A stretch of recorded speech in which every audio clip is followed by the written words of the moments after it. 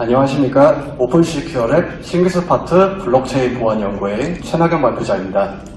저는 오늘 이더리움의 EME 구축에 대해서 발표하고자 합니다.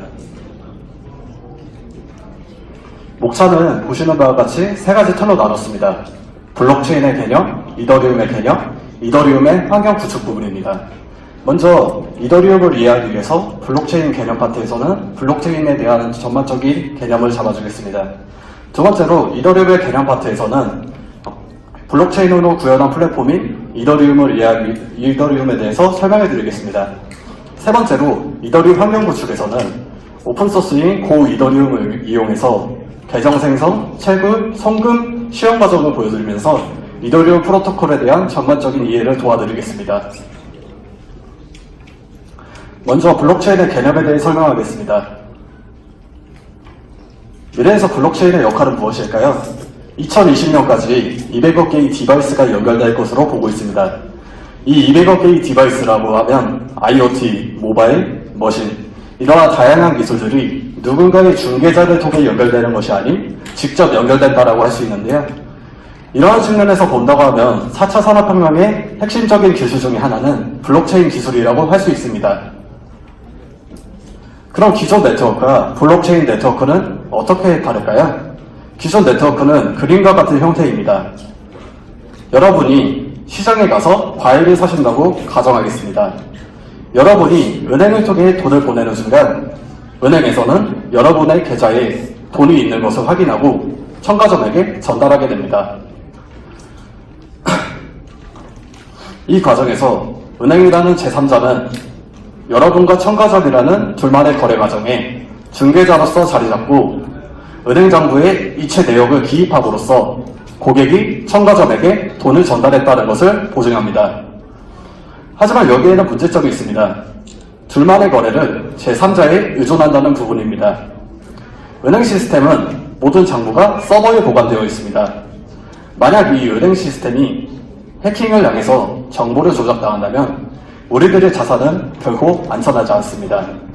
그렇다면 과연 이 문제를 어떻게 해결할 수 있을까요? 바로 블록체인 기술입니다. 사토시 나카모토라는 닉네임을 한 익명의 누군가가 개인 간 전자화폐 시스템이라는 논문을 발표하게 됩니다.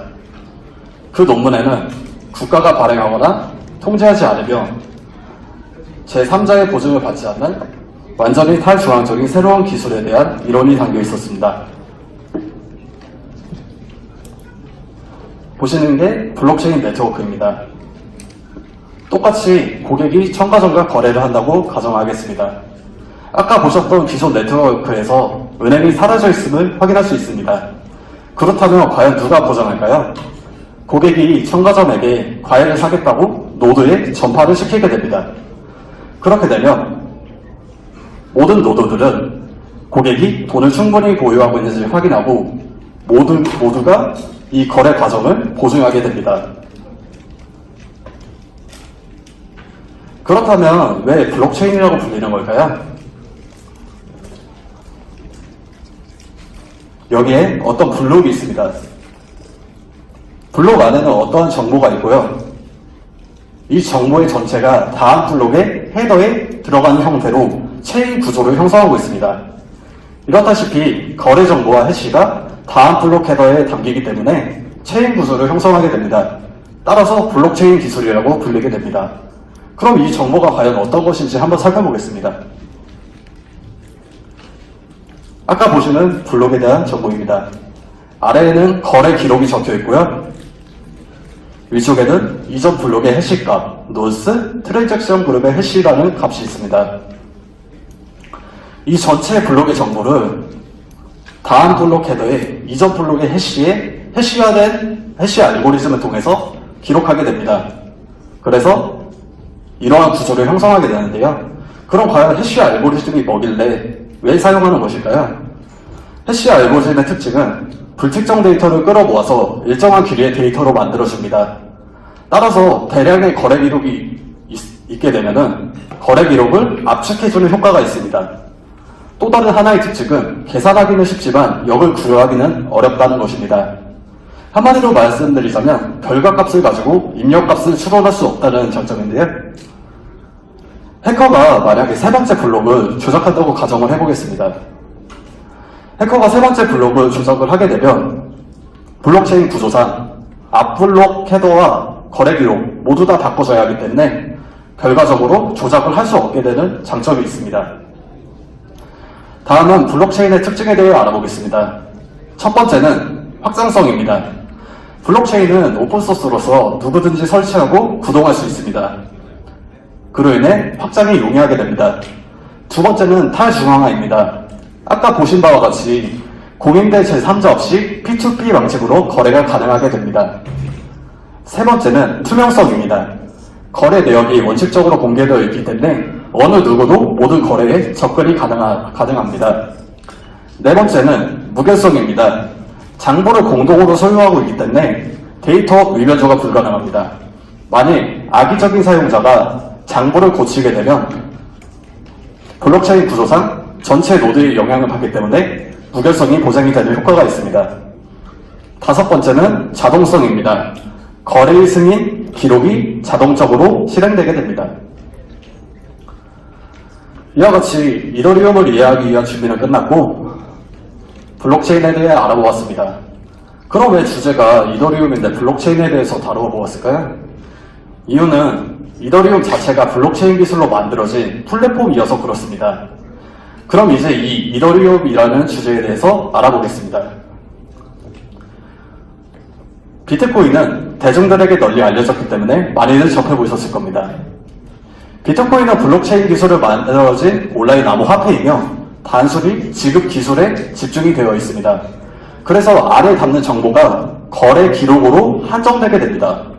하지만 블록체인 기술의 이러한 단점을 개선했습니다.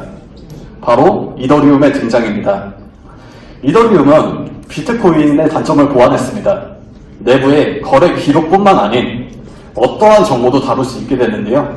만약 예시를 들어서 병원이라고 하면 병원에서 환자의 진료 기록, 신체 정보 등 이러한 모든 정보들을 스마트 컨트랙트라는 기술을 통해서 다룰 수 있게 만들었습니다. 이러한 이더리움의 무한 확장 가능한 장점으로 블록체인을 실생활에서 사용할 수 있는 발판이 마련되었습니다. 보시는 그림은 비트코인의 데이터 구조와 이더리움의 데이터 구조입니다. 별로 다를 게 없어 보이죠? 근데 다른 부분은 아래 보이시는 거래 기록 부분입니다. 이 부분을 보시면 비트코인에는 비트코인의 거래 기록만 적히게 되지만 이더리움의 데이터 구조를 보게 된다면 이더리움의 거래 기록뿐만 아니라 계약에 대한 내용령, 매개 변수 이런 것들을 통틀어서 스마트 컨트랙트에 필요한 요소라고 하는데요. 핵심적인 요소는 앞장에서 다루었던 이 거래 기록 부분에 어떠한 정보도 다룰 수 있다는 것입니다. 그럼 과연 스마트 컨트랙트가 뭐길래 이렇게 얘기를 하는 걸까요? 기존 계약 시스템을 살펴보겠습니다. 기존 계약 시스템은 상호 간의 신뢰가 있더라도 계약서를 서면으로 작성하고 중개기간에 일정한 수수료를 지급받고 공증받는 시스템인데요. 스마트 컨트랙트란 디지털 명령어로 계약 조건을 입력하면 시스템이 조건에 따라 계약 내용을 자동으로 실행하는 기능으로 금융거래, 부동산거래, 공증, 다양한 형태의 계약을 체결하고 이행하는 자동 시스템을 의미합니다. 이렇게 말씀하시면 잘 와닿지 않으실 것 같아서 제가 예시를 하나 들어놨습니다. 유튜버가 계약 조건을 제시하게 됩니다. 첫 번째 구독자에게 12달러를 드리겠습니다라고 말을 합니다. 그렇게 되면 유튜버의 지갑에서 계약 금액만큼 잔금이 걸리게 되고요. 만약에 A라는 사람이 구독을 이행하게 되면 A라는 사람한테 자동으로 12달러가 들어가는 시스템입니다. 이렇게 유튜버가 직접 확인하지 않아도 자동으로 지급되는 시스템이 스마트 컨트랙트의 개념입니다. 이렇게 이더리움은 이렇게 블록체인을 발전시킨 좋은 기술인데 한계점이 있습니다. 첫 번째는 수수료의 문제입니다. 이더리움에서 가스는 트랜잭션에 대한 수수료 값입니다.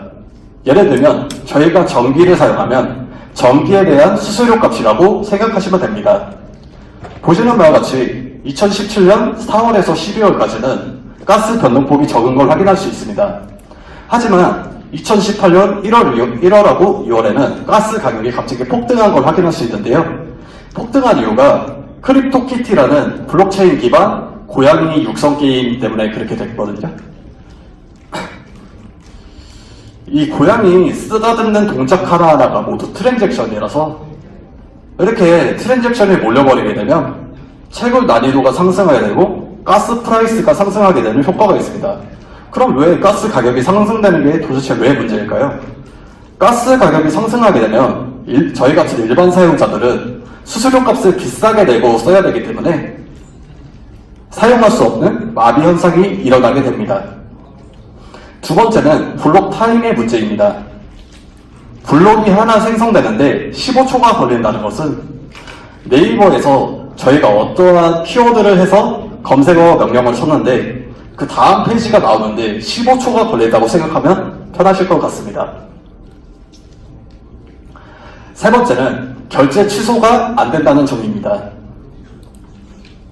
블록체인 구조상 이미 완료된 결제는 모든 네트워크에 전파가 되기 때문에 결제 취소가 힘들어집니다. 이렇게 이더리움이라는 기술은 블록체인 기술을 활용한 플랫폼일 뿐이고 현재는 이러한 이더리움의 한계점을 개선하기 위해서 다양한 코인의 종류가 많이 나오고 있습니다. 지금부터는 이더리움 오픈소스 고 이더리움을 이용해서 이더리움의 계정 생성, 채굴, 송금을 실현하여 이더리움 프로토콜을 전반적으로 이해하는 데 도움을 드리겠습니다. 환경 구성입니다. 환경 구성은 우분투 리눅스에서 했고요. 그리고 고 랭귀지가 2009년 구글이 개발한 프로그래밍 언어로 제 키워드는 고는 단순하고 간결한 프로그래밍 언어를 지향한다는 것입니다. 그 다음에 고 이더리움은 고 랭귀지로 구현한 이더리움 코어 프로그램입니다. 노드 구성은 3개로 했습니다. 첫 번째는 송신 노드입니다. 노드 1번이 채굴을 하고 보관하고 있는 이더리움을 노드 2번이 수신 노드에 보내볼 것입니다. 이 과정에서 펜딩이라는 과정이 발생하게 되는데 이 펜딩이라는 것은 블록이 없을 때 블록에 당기기 전까지 대기하고 있는 상태라는 것입니다. 이 펜딩된 트랜잭션을 노드 3번이 채굴함으로써 노드 1번에서 노드 2번으로 송금되는 과정을 보여드리겠습니다. 시연은 총 6단계로 진행을 했습니다. 첫 번째, 계정 생성 및 잔액 확인.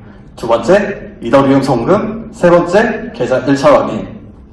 네 번째, 펜딩된 트랜잭션 확인. 다섯 번째, 채굴 시작. 여섯 번째, 잔액 확인입니다. 환경 구성상 시연은 동영상 녹화로 진행을 하였습니다.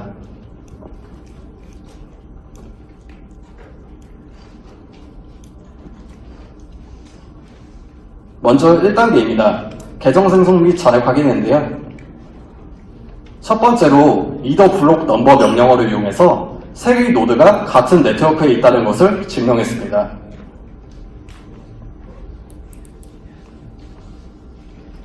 그 다음 수신 노드에서 새로운 계정을 생성하였습니다. 퍼스널 뉴 어카운트라는 명령어를 사용했는데 가로 안에 있는 것은 테스트 1은 계정에 대한 비밀번호입니다. 계정을 생성 후에 다음은 송신 노드와 수신 노드의 잔액을 확인해보는 명령어입니다. 동영상에서 보시면 송신 노드에는 643이더가 있고 수신 노드에는 0이더가 있음을 확인할 수 있습니다.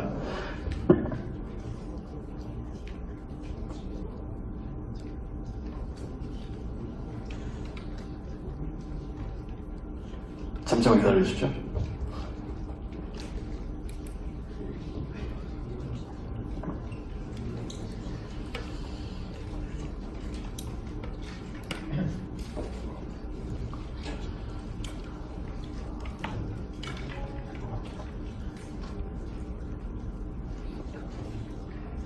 조작 미스로 잠시만 기다려주십시오.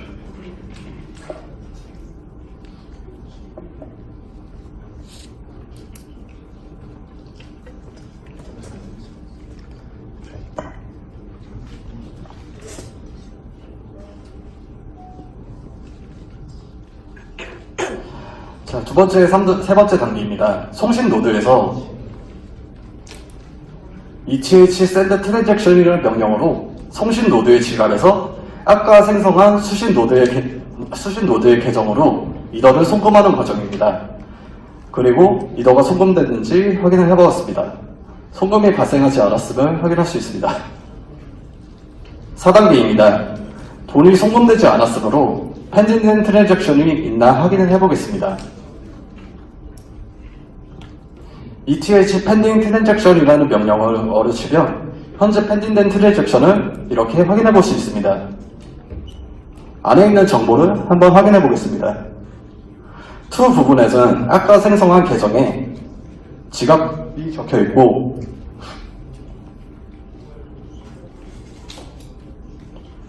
위쪽 부분에는 송신 노드에 계정 지갑이 적혀 있음을 확인할 수 있습니다. 5, 6단계입니다. 채굴 시작 및 잔액 확인을 해보겠습니다.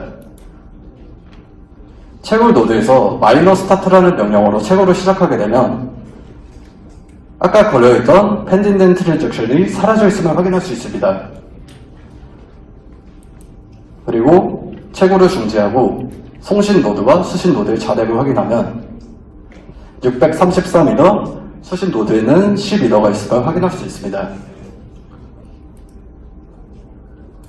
저희는 지금까지 블록체인의 플랫폼 중 하나인 이더리움에 대해 다뤄보았습니다.